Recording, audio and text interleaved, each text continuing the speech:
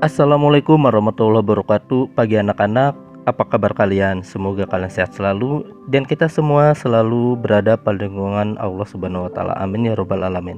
Nah, anak-anak, kali ini Bapak akan menjelaskan materi lanjutan minggu kemarin ya. Dimana yang sekarang itu kita ke inti materi yang sudah Bapak jelaskan kemarin, yaitu keunggulan dan keterbatasan antar ruang. Dimana keunggulan dan keterbatasan antar ruang itu akan dibahas sekarang ya. Nah, anak-anak, tolong dengarkan dan kalian simak materi yang Bapak sampaikan hari ini. Semoga kalian paham. Langsung aja kita ke intinya. Keunggulan dan keterbatasan antar ruang dalam permintaan, penawaran, dan teknologi. Kebutuhan yang harus dipenuhi oleh setiap manusia berbeda-beda dan beraneka macam. Nah, jadi kebutuhan manusia itu berbeda-beda dan beraneka macam. Dimana kalian itu kalian dengan saya, kalian dengan teman kalian itu kebutuhan itu berbeda-beda. Coba kalian lihat berapa banyak produk yang sudah kalian pakai ya. Itu kan berbeda-beda juga dan beraneka macam. Nah, di sini ada faktor ruang akan menentukan tindakan seorang sebagai konsumen. Masyarakat kota memiliki perilaku konsumsi yang berbeda jika dibandingkan dengan masyarakat desa, pegunungan ataupun masyarakat pesisir pantai. Demikian pula tindakan atau pelakunya dalam mengalokasikan sumber daya yang ada. Jadi itu ya yang tadi udah saya jelaskan, kebutuhan manusia itu, kebutuhan kita itu berbeda-beda dengan kebutuhan yang lainnya. Antara itu misalnya antara saya dengan kalian dan antara kalian dengan teman kalian sebangku. Itu kebutuhannya beraneka ragam dan berbeda-beda. Kita lanjut ke yang berikutnya. Lalu barang dan jasa yang dibutuhkan manusia sebagian besar dihasilkan oleh manusia, dan hanya sebagian kecil yang disediakan langsung oleh alam. Oleh karena itu, manusia harus melakukan kegiatan untuk menghasilkan barang dan jasa yang biasa disebut dengan istilah produksi. Salah satu yang menjadi alasan adanya interaksi antar ruang adalah perbedaan potensi dan sumber daya alam yang dimiliki. Indonesia merupakan salah satu negara yang kaya akan sumber daya alam. Sumber daya alam yang tersebar di Indonesia memiliki manfaat yang besar bagi kehidupan manusia, ya. Nah, inilah sumber daya alam dan persebarannya di wilayah Indonesia. Ya, Indonesia itu sumber daya alamnya berbeda-beda ya. Contoh misalnya di Sumatera itu ada di Aceh, terus ada di Sumatera Utara, Sumatera Barat, Riau.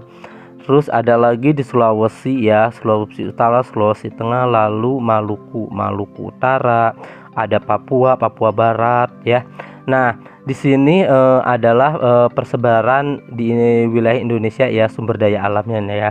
Nah, langsung persebaran sumber daya alam antara satu daerah dengan daerah lain berbeda-beda. Suatu daerah dapat dikenal sebagai penghasil barang tambang, akan tetapi daerah lain juga dapat dikenal sebagai penghasil hasil hutan atau pertanian. Perbedaan potensi inilah yang dapat mengakibatkan terjadinya permintaan dan penawaran yang menimbulkan aktivitas perdagangan.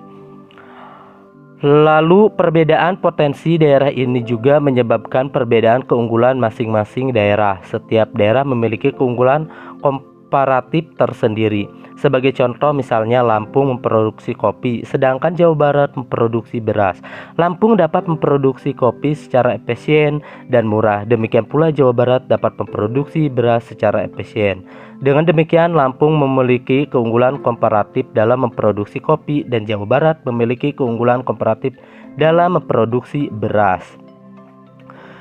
Nah, anak-anak, jangan lupa ya, ada aktivitas perdagangan sehingga menghasilkan ekonomi, dan semua itu dilakukan oleh pelaku-pelaku ekonomi, di mana pelaku-pelaku ekonomi ini nanti kita bahas minggu selanjutnya.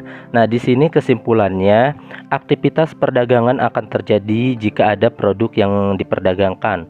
Untuk menghasilkan produk perlu dilakukan kegiatan produksi yang merupakan salah satu kegiatan ekonomi. Kegiatan ekonomi akan berjalan jika ada pelaku-pelaku yang menjalankan kegiatan ekonomi. Nah, di sini ada rumah tangga perusahaan, rumah tangga keluarga konsumen, rumah tangga pemerintah, dan rumah tangga luar negeri. Di mana pelaku-pelaku yang menjalankan kegiatan ekonomi ini kita bahas di pertemuan berikutnya di minggu depan.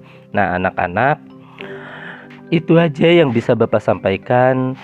Nah, dan inilah akhir materi hari ini ya. Kita lanjut nanti minggu depan, yaitu pelaku-pelaku ekonomi. Kalian tetap semangat dan semoga kita semua selalu berada pada lindungan Tuhan. Amin ya robbal alamin. Jangan lupa kalian belajar di rumah dan jaga kesehatan selalu, gunakan masker dan kalian jaga protokol kesehatan. Cuci tangan ya setiap hari. Itu aja. Wassalamualaikum warahmatullahi wabarakatuh.